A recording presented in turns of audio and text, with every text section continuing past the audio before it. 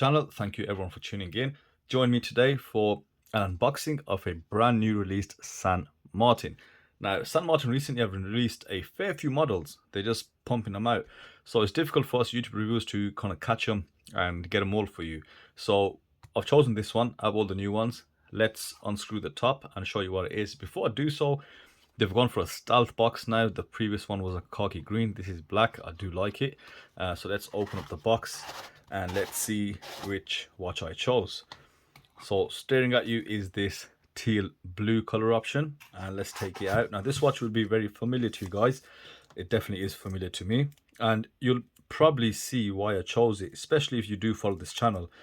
So there's a fair few kind of Doxa style homages coming out, and this is no different. So is it about time San Martin jumped on that bandwagon? Let me put it this way: when Seaston came out with the Doxa homages, I knew it was something very significant, and now we're seeing Pagani design.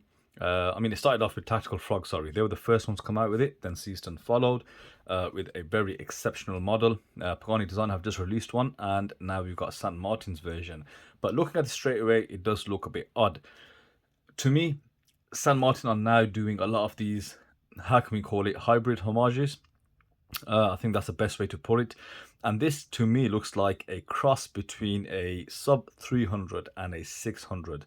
So let's call this the sub 450T. Really like that they've done that. They've not just followed everybody else, and they come up with something quite different. Now the question is it any good? With San Martin branching out, doing a lot of new designs, we really got to pay attention to the QC to make sure they are consistent. So let's give you a overview of the specifications, at which point I'll unwrap the watch and then we can look at dimensions. So this watch in hand is called the SN067. It is powered by the Epson YN55 movement. Now, I haven't had much hands-on experience with this movement. It's also got stainless steel construction, as you can clearly see that. Sapphire crystal, 120 click unidirectional bezel with a steel bezel insert. 200 meters of water resistance, screw down crown, screw down case back, solid end links, all solid links, screw in also with a milled clasp, but no female end links, so I can really see people sighing at that. However, it all depends on how curved the base of the watch is and how it fits on wrist. You don't always need female end links. Now, in terms of color options available, this watch does come in a total of 5 colors, including the one that you see in front of you. You've got a very deep blood orange, almost a reddish dial. You've also got a silver with some orange accents. You've got a full black one with a bit of orange accents on the bezel and the dial, and the one in hand, of course, and a dark blue variant. And what you can see, they've actually used a bit of Seiko in here as well. Looking at the dial, they've gone for those kind of dial markers. Dateless version as well. So let's see if this movement has a ghost position. So there's a few things to check, and I want to cover in the full review.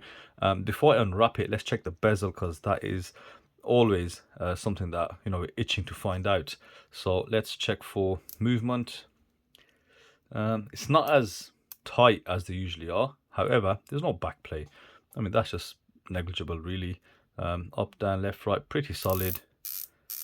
But yeah, a bit on the light side, I will say. Does it line up? Yes, it does. Yeah, just a slight jiggle to the bezel, but it's a non-issue, right? I'm not going to start screaming that San Martin have got a rubbish bezel, which they haven't. Yeah, they've got different style hands as well. So they've got stick-like or index-like handset, so quite different that you see on the Doxa homages. And as I said, the dial markers. There's a few differences here, and the dial, it's not a flat kind of matte dial. And what I can see in hand, it's like an enamel dial, so it's slightly glossy, but you won't see that on camera, so I thought I'd mention it.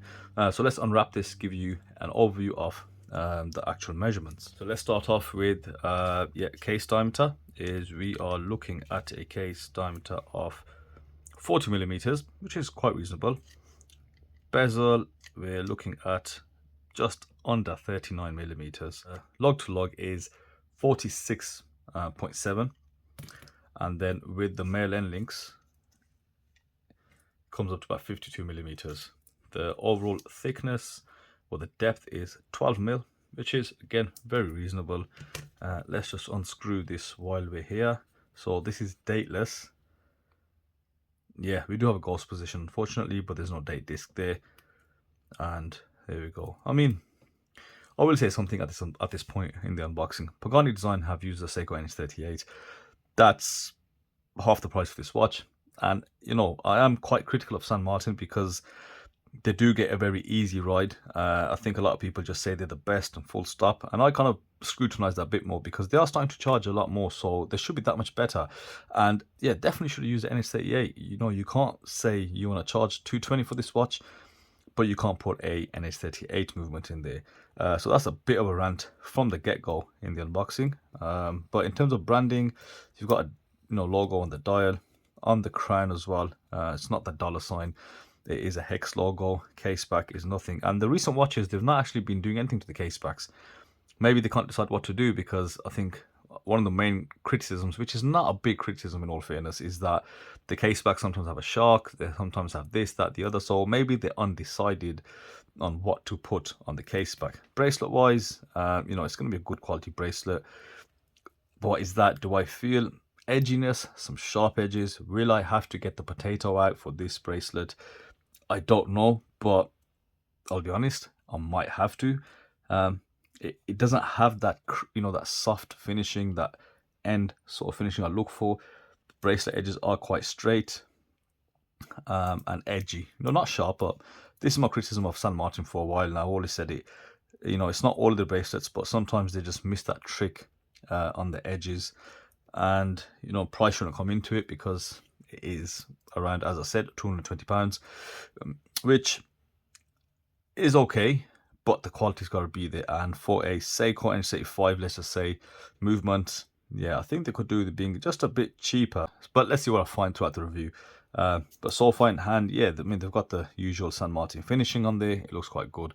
So let me take this away, get it on wrist, and come back to you guys with a full and proper informed review. Thank you for watching, and I'll see you in the next video.